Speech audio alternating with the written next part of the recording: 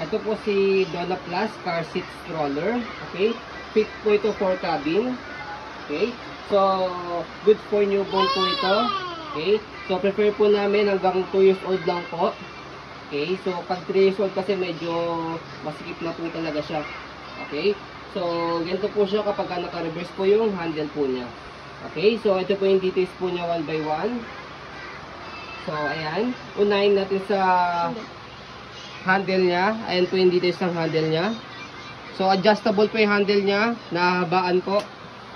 Okay. Ayan. So, meron na rin po siya kasamang dalawang free 2 pieces bag hook. Ayan. Okay. So, yan po yung details ng handle. Aluminum po ito.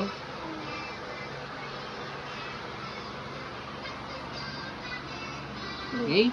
So, regarding naman po sa higaan po niya, already wash na po yan. Gagamitin na lang. 5 harness. Safe na safe si baby. Wala po yung putol. Okay. Ayan.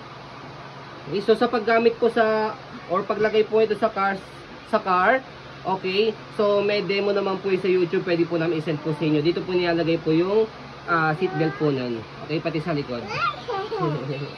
Okay. So, yan. So, regarding naman po sa gulong, ito po yung gulong po niya sa likod po. Ayan. So, okay po yung gulong po niya. Hindi po yung pod. Okay. So, stopper, baba niyo lang po ito. Ayan, para mag-stop. Ayan. Okay. So, yung kulay green is go. Ayan. Okay. So, body frame sa right side, ayan po yung details. Donna Plus, okay na okay.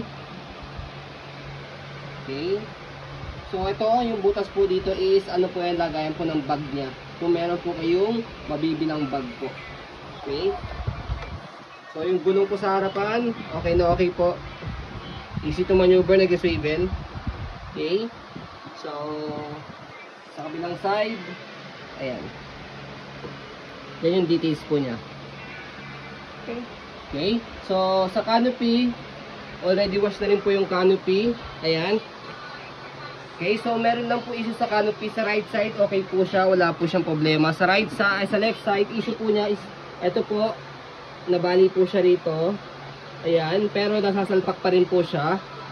Okay. So, pwede nyo pong gawan po ng paraan para ma-fix po siya dyan. Kasi, pwede naman po siya ilagay na may canopy kapag naka-car seat po siya.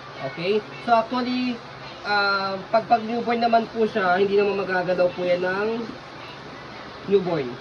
Okay? Itong canopy hindi naman po maaabot niya. Pag naman po nasa 1 to 2 years old na po siya, actually kahit kami po na gumagamit ng stroller, hindi na po namin nilalagyan ng canopy, pinukulan lang po namin ganyan. Kaya okay lang po para sa amin, kung gusto niyo po ng ganun, ayan po, na meron po siyang issue po dito sa kabilang canopy. Okay, kaya we selling long, ito pong Donna Plus po na ito. Okay, so pagka ni-reverse po siya, okay, so ganito lang. Kailangan baba nyo po muna yung handle, tapos click nyo ito mo, left and right, button, tapos baliktad nyo lang ganyan. Okay. Okay. After nyan, okay, so by the way, hindi niya po pala mga gamit na nakaganyan yan, naka-reverse po talaga dapat. Okay, kaya hindi niya po mapipindot po itong handle po niya para may adjust. Okay, yung po talaga yung purpose po niya kapag naka-reverse po yung handle, nakaharap po siya sa baby.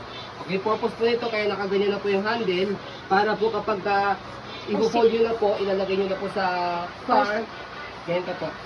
Press nyo po ito, angat nyo lang po, yan. Angat nyo lang po, and then baba nyo lang po siya. Pwede maging rocker, di ba? Yes, pwede po yung manual rocker. Ayan. Okay, for example, sa kusina, ayan. O sa sala, sa dining, ayan. Okay? Carrier, pwede.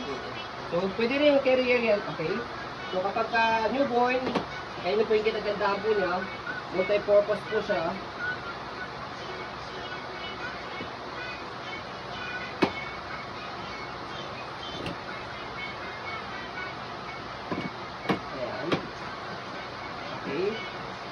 So, yan. Pwedeng bitbitin si baby. Bibigyan nyo ng ganyan. Okay. So, ayun po. Okay, so as you can see, daily delays po kami mag-video kasi ang shop policy po namin, no refund, no exchange. What you see is what you get po sa item po namin. Okay, so yun po, maraming salamat. Have a nice day and God bless po.